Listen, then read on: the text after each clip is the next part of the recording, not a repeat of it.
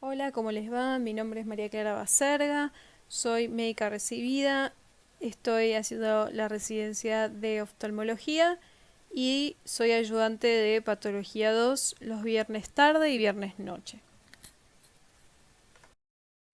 Tenemos este caso que es de una paciente de sexo femenino de 42 años con antecedentes de a los 16 años haber sufrido una glomerulonefritis crónica, que es una enfermedad renal, de la que se mantiene asintomática hasta los 30, edad en la que se empieza a detectar hipertensión. Hace 5 meses, la paciente empieza a referir astenia, adinamia, pérdida de peso. Además, tiene edemas palpebrales, sacros y tibiales.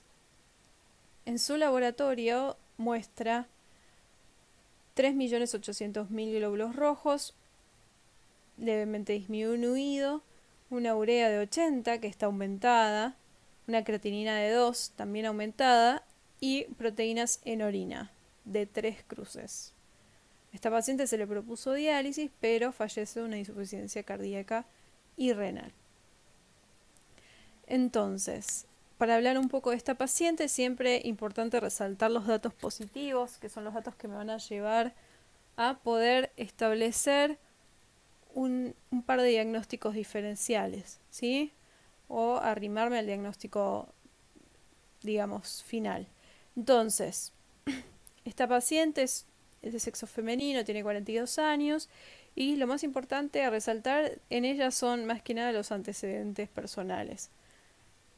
Por un lado tiene una glomerulonefritis crónica que si bien estuvo asintomática, hace 12 años le está generando síntomas y uno de ellos es la hipertensión.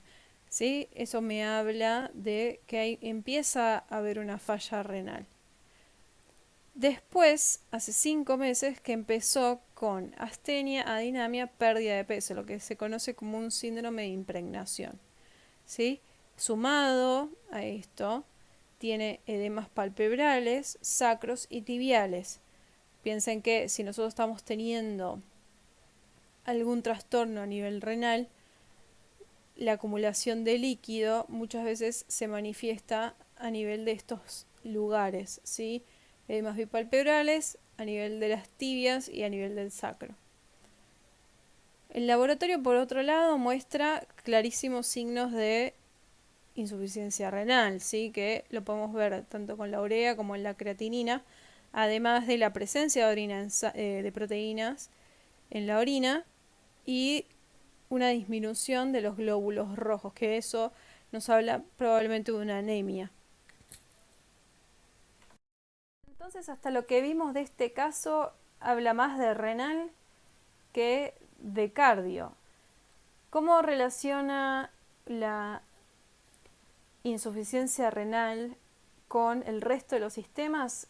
Generando una falla, ¿sí? Sobre todo a lo que es a nivel de las serosas.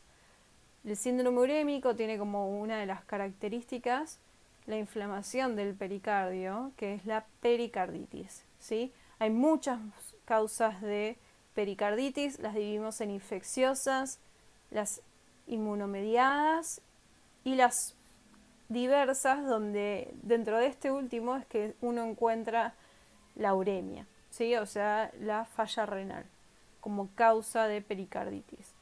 Fíjese que entre los agentes infecciosos tenemos los virus, las bacterias, la tuberculosis y los hongos, además de algunos parásitos. Todo lo que sea autoinmune, fiebre reumática, lupus y esclerosis sistémica son unas de las más importantes a tener en cuenta, ¿sí? Entonces las pericarditis las vamos a dividir en agudas y en crónicas. Cuando hablamos de pericarditis aguda, las podemos clasificar según la morfología y según esa morfología justamente es donde yo puedo encasillarlas en diferentes etiologías.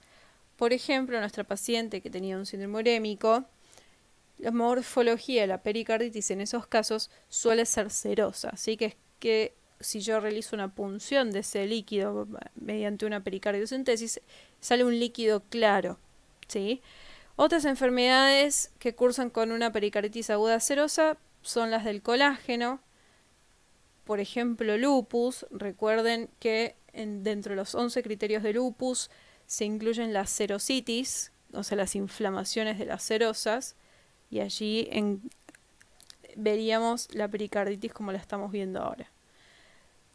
Otro tipo de morfología de pericarditis aguda son las serofibrinosas o fibrinosas. ¿Sí? ¿Cuál es la diferencia entre una y la otra? La fibrinosa es más que nada un contenido grumoso, ¿sí? Y la serofibrinosa tiene tanto un contenido líquido como grumoso. Es la más frecuente de las morfologías porque fíjense que está asociado tanto a fiebre reumática como a infarto de miocardio, ¿sí? El infarto de miocardio es muy frecuente. Y entre otras causas se encuentra el síndrome postinfarto de Dressler, que es un síndrome que se cree que es autoinmune, ¿sí? Después de un infarto, y otras como la radiación, ¿sí? O las enfermedades de colágeno de vuelta y a partir de posquirúrgicos. Seguimos con la purulenta, que obviamente se relaciona principalmente con las infecciones bacterianas, ¿sí? La hemorrágica, que esto es muy importante porque fíjense que incluye dos diagnósticos diferenciales, que son los tumores y la tuberculosis, ¿sí? Y la gaseosa, que es exclusiva en general de tuberculosis, aunque a veces puede estar relacionada con algunos hongos. Fíjense en esta diapositiva cómo se ven las diferentes pericarditis, ¿sí? A la izquierda, la primera es la pericarditis fibrinosa, que habíamos dicho que era la más frecuente y que se veía como grumosa, ¿sí? Y en algunos casos podía estar asociada a líquido, a un líquido claro, y por eso se le llamaba serofibrinosa. La del medio es una pericarditis purulenta, ¿sí? Acuérdense que el pus es ese contenido líquido amarillento que está súper relacionado con las bacterias piógenas. Y la última es la pericarditis hemorrágica, que las dos causas principales y más importantes son los tumores y la tuberculosis. Las pericarditis suelen manifestarse a través de la clínica como frotes pericárdicos, pero los pacientes vienen a la consulta por fiebre, ¿sí? Sensación de opresión en el pecho, sobre todo del lado izquierdo, simula un poquito un infarto. Entonces, tengan en cuenta como diagnóstico diferencial esa posibilidad. A nivel de lo que es la evolución, puede evolucionar hacia la curación o hacia la fibrosis, que es lo que se conoce como una pericarditis que es crónica. La fibrosis puede ser desde adherencias leves que no influyen en el funcionamiento del corazón hasta fibrosis masivas o placas de soldado. Es importante saber esto porque la sintomatología de la pericarditis crónica va a ser diferente de la aguda entonces, ¿sí? Las pericarditis que son más bien constrictivas tienen la característica de generar una restricción y simulan lo que es una miocardiopatía restrictiva, ¿sí? Que estaría bueno que lo repasen como diagnóstico diferencial. Las restricciones a nivel cardíaco se manifiestan como insuficiencias diastólicas, donde yo no puedo incorporar sangre y ante demandas altas metabólicas sufro una caída de la eyección, ¿sí?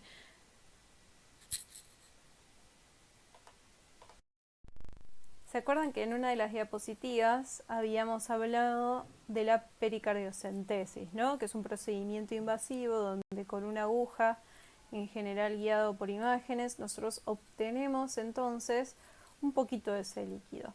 En este caso, el líquido que obtuvimos es un líquido hemorrágico claramente, y entonces debemos recordar dos cosas, ¿no? Una que puede ser por tuberculosis y otra que puede tener una causa tumoral, ¿sí? Significa que un tumor esté invadiendo hacia el pericardio, que haya hecho metástasis al pericardio. Entonces es importante tenerlo en cuenta porque muchas veces es la primera manifestación que tiene un paciente. Y esto es lo que se vio en la muestra. Esta técnica se llama citología, lo que busca es ver las células, no está viendo un tejido histológico, ¿no? Sino que ve la histoarquitectura, ¿no? Fíjense que este extendido citológico del líquido pericárdico tiene dos componentes, ¿sí? Una zona bien hemorrágica, que coincide con eso que estamos viendo a nivel macro, y todo este cúmulo anidado de células, ¿sí? Que son diferentes entre sí, que tienen alteración del núcleo citoplasma, todas las características del pleomorfismo que corresponden con una neoplasia que es maligna, ¿sí? Entonces esto nos orienta al diagnóstico de poder decir, bueno, este paciente tiene una lesión tumoral que está afectando a nivel del pericardio y hay que ir a buscarla, ¿sí? Muchas veces esto ensombrece el pronóstico de algunos tumores. Por último, y para terminar, la punción pericárdica entonces tiene dos posibles utilidades, ¿no? Uno es los fines diagnósticos, fíjense que ahí habla del líquido transparente ese que habíamos hablado hace un rato, que es el ceroso, el purulento, que es más bien para las etiologías infecciosas bacterianas, la chocolatada, que es para amebas, la hemorrágica, que es para lo que habíamos dicho, neoplasias y tuberculosis, principalmente, aunque también está muy bien esto que dice acá, de que se asocia también a ruptura cardíaca, ¿sí? Por ejemplo en un infarto, que se rompa la pared del ventrículo, o en un hemopericardio traumático, o sea, una lesión, por ejemplo, por una bala. Y también, además de fines diagnósticos, tiene fines terapéuticos, ¿sí? Los fines terapéuticos son para principalmente drenar ese líquido y que el corazón pueda volver a realizar diástole en forma normal, ¿sí? Acuérdense lo que habíamos hablado en la constrictiva, que yo lo que no puedo hacer es hacer una buena diástole, entonces mi volumen minuto cardíaco va a estar disminuido, ¿sí? Bueno, muchas gracias por la atención, espero que les haya servido y cualquier cosa pueden dejar sus preguntas y comentarios abajo del video.